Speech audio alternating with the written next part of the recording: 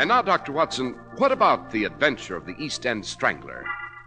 Well, Mr. Harris, it began in September of 1898. Exactly 10 years after Jack the Ripper had left his blood-drenched trail through the squalid dives of Whitechapel and Spitalfields. The memory of Jack the Ripper was growing dim when a new nocturnal prowler, a shadowy terror, began to haunt the dark streets of London. A woman was throttled to death in Shadwell, another in Wapping, and soon the name of the East End Strangler was enough to strike terror in every heart. The official police were helpless against this cruel, pitiless, and devilishly shrewd marauder. And then one foggy night in Ratcliffe, near the Thames, a lady came running through the fog when... Constable! Here now, lady, what's up? The Strangler. He just accosted me on Ratcliffe Highway. Steady now, ma'am. Easy does it. You're sure it was the Strangler? Oh, yes, Constable, I'm sure. He ran after me in the fog. I lost him just a moment ago. Ma'am, listen. You see that lane there? That dark little street. Right. You just go down it till you come to Commercial Road East. You'll be able to get a cab there. Oh, Constable, no. Don't leave me. Nothing to worry about now, ma'am. You just follow my instructions. I'm going back and look for this East End Strangler. There isn't a man on the force who hasn't been itching to get him.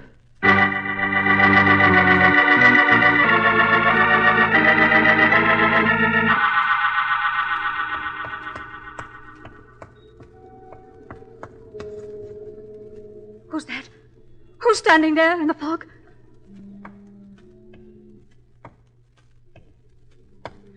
Who are you? What? Good evening, my dear. You. That's a lovely throat you have, my dear.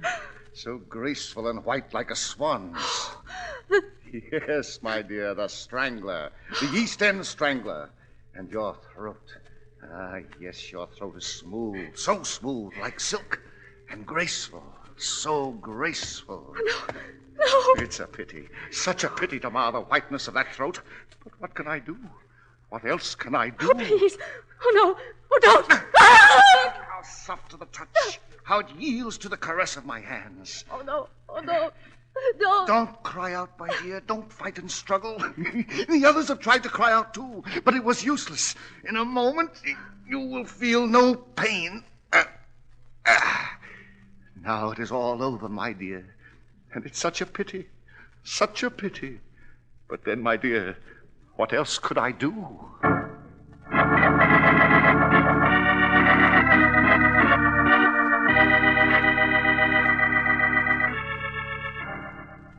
Mr. Holmes, Dr. Watson, this affair of the East End Strangler, I'm forced to admit, has got out of hand. So we have observed in the newspapers, Holmes? Yes, quite, Watson, quite. I must say, Inspector Lestrade, it's rather late in the game to summon my colleague and myself. The official police have bungled this affair badly. I should say. Lady Wyndham last night was his third victim. I've no doubt he's plotting the fourth. Dr. Watson, the man's uncanny, a genius, I might say. He moves about like a shadow, strikes and vanishes. Yes. You've doubled the constables, Lestrade? Yes, Mr. Holmes. But the beggar seems to be on to the police every step of the way. He's eluded every trap we've set for him so far. Then we must bait the hook with a more subtle lure, my dear Lestrade. Now, suppose we examine the facts. Yes? First, the Strangler chooses only women as victims. We know that these women are of high breeding and good circumstance. Yes, but what are they doing in the slums of the East End, Holmes? That's an excellent question, my dear Watson, and a curious circumstance which will bear investigation. But now, let us examine the exact geographical area of the Strangler's operations. You have a map of London, Lestrade? Yes, Mr. Holmes. Right here on my desk. Capital. Now then, gentlemen, observe. The first victim was found in Shadwell, here. Yeah. The second in Wapping, here. Yeah. And the third and latest, Lady Wyndham, here, in Ratcliffe. Yes. Now, let us draw a circle around these points. By Jove, Holmes. They're all in the borough of Stepney. Precisely, Lestrade. The Strangler, for some pertinent reason, has limited his activities to Stepney in the East End. A whim, perhaps, but I'm more inclined to believe it's either design or circumstance. Now then, let us proceed with our investigation. What now, Holmes? Now, Watson, we shall examine Lady Wyndham's body in the mortuary.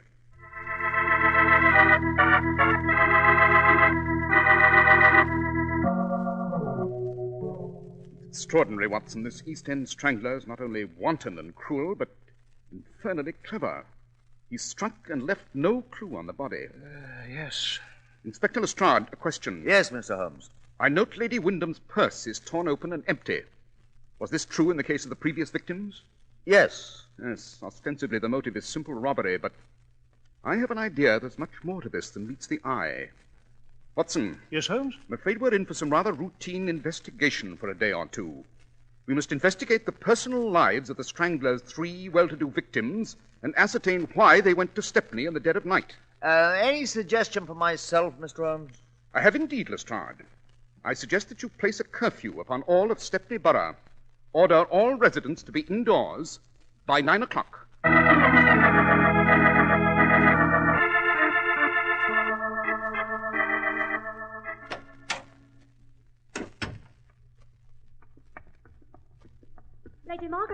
Lady Margaret, ma'am. Oh, it's you, Mary.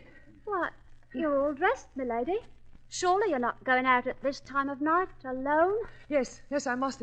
It's urgent. But it's dangerous, Mum. What with the Strangler walking the streets and all? I've got to take the chance, Mary. It's a foggy night outside, and I don't think anyone will see me. Lord love us, Mum, but it's all too much for a poor girl like me. Why should you be going out on a night like this and all alone? Mary, you remember my confiding in you about George? You mean... Yes, the man I almost married 20 years ago. I just got a letter from him this morning. Lady Margaret, then he's alive. He's come back to London. Yes, but he's in desperate straits, Mary. Oh, you understand. Hiding in the slums of Stepney. The police are pursuing him for something he didn't do, and he needs money. Money to get away. I must bring it to him tonight. Alone. And Mary... Yes, Lady Margaret? You're not to breathe a single word of this to anyone. Everything I've told you now and before is in the strictest confidence. You understand? Yes, Mum. Very well. I'll go back to the servants' quarters and go to bed. I won't be back until early this morning.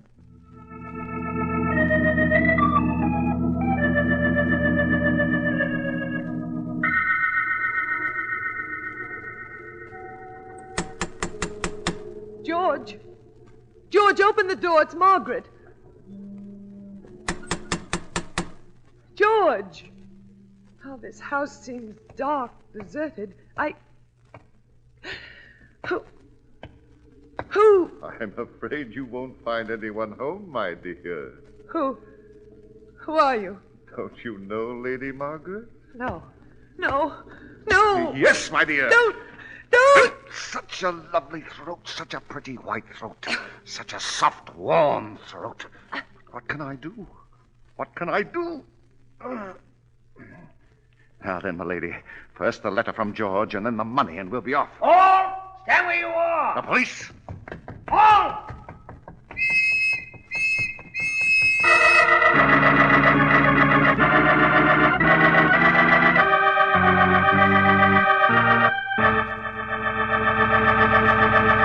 Well, Dr. Watson, this is one adventure I'm going to remember for a long time. Yes, Mr. Harris. What you've heard is only the beginning. In a few moments, after you give our audience some facts to remember on Clippercraft clothes, I shall relate to you what happened. You don't have to pay a lot of money to get real styling in a suit. The kind that makes a man look his best.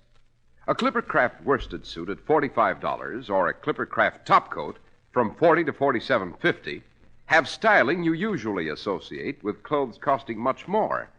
You see, Clippercraft can afford the country's foremost designers because of the tremendous volume of Clippercraft clothes Americans buy.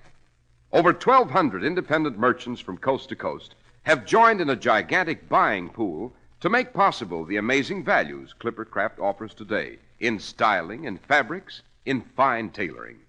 And speaking of fine tailoring, of workmanship, Clippercraft clothes take their name from the famous Yankee Clipper ships, also New England built to superb standards of craftsmanship.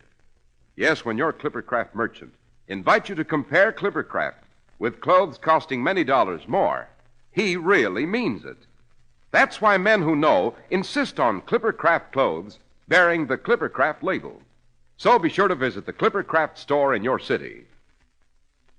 These leading stores in the metropolitan area are proud to add their names to Clippercraft in your suits and topcoats. In Manhattan, Saks 34th, Broadway at 34th.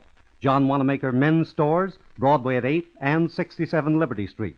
In Brooklyn, Abraham and Strauss. In Newark, New Jersey, Boulevard Men's Shop, Kresge, Newark. And in Jamaica, the B&B Clothes Shop, 16408 Jamaica Avenue.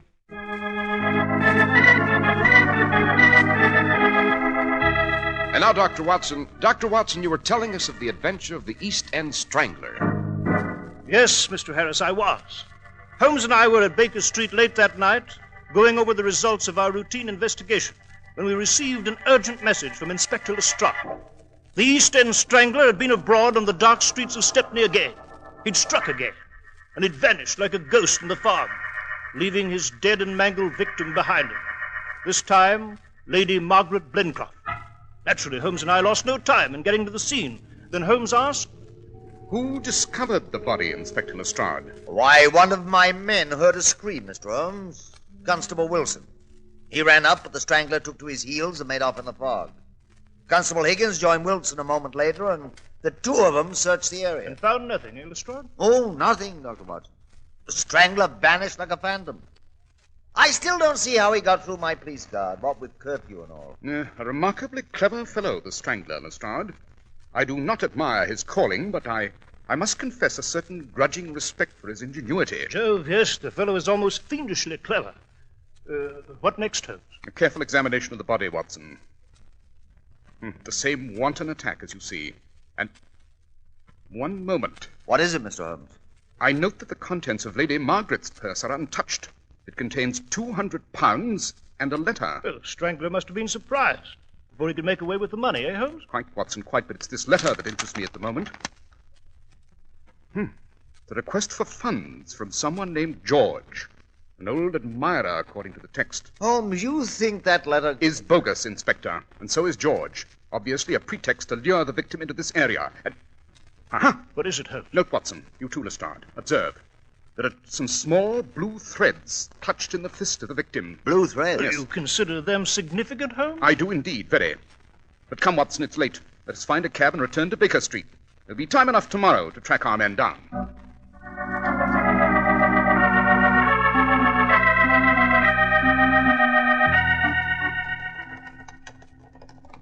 Holmes, I must confess I'm completely baffled by this Strangler fellow. Are you, Watson? I cannot say the same for myself. Consider the results of our investigation today. What about them? We found that each victim, on the day of her murder, had withdrawn a large sum of money from the bank. Yes, Holmes, I know. We know that the killer lured his victims to the slums of the East End, and specifically to Stepney, through the use of bogus letters purporting to be from old friends or lovers. Well, what about it, Holmes? Obviously, this fellow who's taken the mantle of Jack the Ripper must have had access to intimate and personal information concerning his intended victims. Yes, that seems reasonable, Holmes. Quite.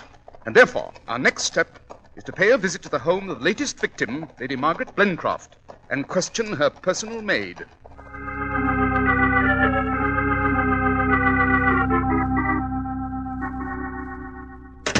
Well, Holmes, all the maid could tell us was that she was asleep. Didn't hear Lady Margaret go out. I'm afraid we didn't get very far here. Oh, on the contrary, Watson, we did. Eh? What do you mean? The contents of her sewing basket. They were significant. Very. But come, let's be off to Scotland Yard. Scotland Yard? Why? I wish to talk to Inspector Lestrade, and then to inspect the police who will be on the lookout for the Strangler tonight.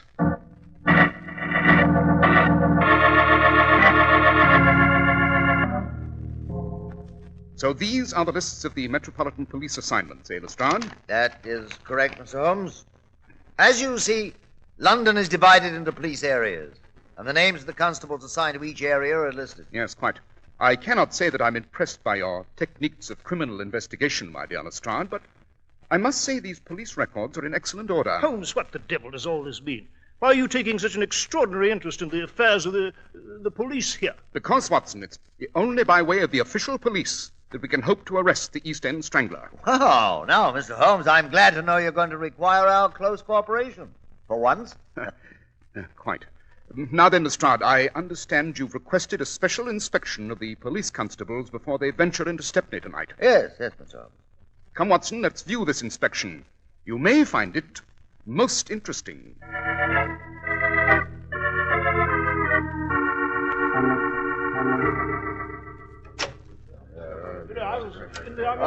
Well, here we are, gentlemen. As you see, the men are waiting for inspection. Attention! Oh, fine-looking squad of men, Inspector. Finest on the force, Dr. Watson. Suppose we review the constables now, Lestrade. As you wish, Mr. Holmes. After you.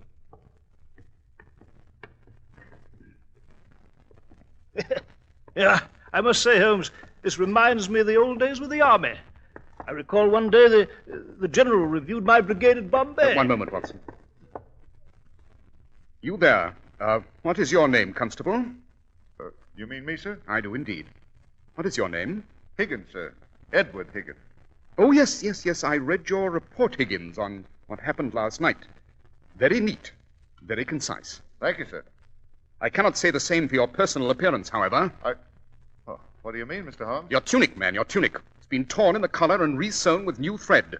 Perhaps you can explain the reason for this. Oh, no, you don't. Holmes, Constable Higgins is running away. Higgins! What's the meaning of this? Come back! Stop that man, stop him. He's running straight for that big window. There he goes! Holmes, he's made good his escape. He has indeed, but only for the moment. We must anticipate his moments from now on. Yes. Come, Watson. There's no time to lose. Right.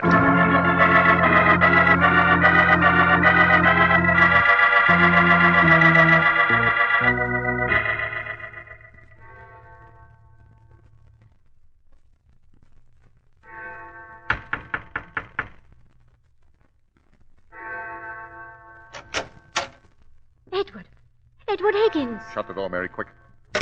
Edward, what are you doing here? You're supposed to be on duty. It's Holmes, Mary. He's found me out. The game's up, and I've got to get away to the hideaway on the continent. Edward, well, I'll go with you like we arranged. We'll go together. Wait till I pack my bag. Don't bother, Mary. What do you mean? The East End Strangler still has another job to do. Another neck to twist. Edward, what do you mean? Whose neck? Yours, my dear. Edward, no! Yes, Mary. You know too much about me and our little game. You know where I'm going to hide out from here. This Detective Holmes will be sure to worm it from you. Edward, for the love of heaven! Besides, why should I share all the money I took from those fine ladies with you? I've got plans of my own, dearie. Oh, Edward, no, please, don't! Ah! Such a lovely throat, my dear. So graceful, so smooth. A pity, Mary. But what can I do? What can I do? Take your hands from her, Higgins. Holmes! Look out, Holmes. He's going to rush you. I'll teach you to interfere. Suppose I teach you a little jiu-jitsu, Higgins. Away you go. Jove, Holmes, you flung him right over your shoulder. Well, he's unconscious. Yes, quite, Watson. He made the mistake of being off balance on the attack. Now, while this constable lies here, Watson, suppose you go out and find another constable to arrest him. And this woman as his accessory.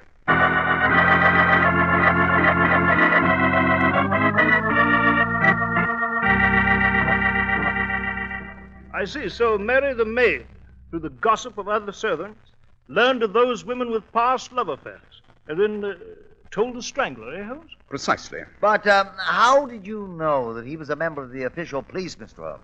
Obvious, Lestrade. Remember, Constable Higgins had an intimate knowledge of police strategy, and therefore was able to elude the patrols. Furthermore, Lady Margaret Blencroft was strangled during a curfew, when only police constables were allowed on the streets. Recall, too, that Higgins, by a curious coincidence, was close to Lady Margaret when she was murdered. Ah, and Higgins' patrol area had always been the Stepney district. Quite. But the blue threads in Lady Margaret's clenched hands, what about them, Holmes? Oh, yes, the blue threads, Watson. They were the same color as the tunics worn by the London bobbies. She tore Higgins's collar in the struggle, and he hurried to his accomplice Mary to have it repaired. I had only to inspect the police line and pick out a man with a ripped collar newly resewn. Holmes, I must say you've conducted a rather sound investigation here. Very professional. Thank you, Lestrade. I appreciate the compliment. And I hope you will not hesitate to call on me in the future. It's always a pleasure to rescue the official police from their own mistakes. Hey, Watson?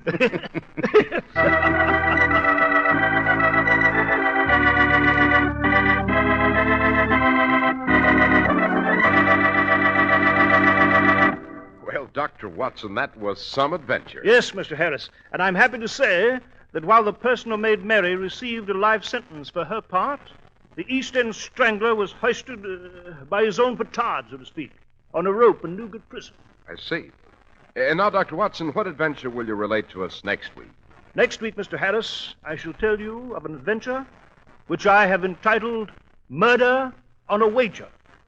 It concerns two dead bodies floating in the Mediterranean and an unbelievably odd wager that made history at Monte Carlo.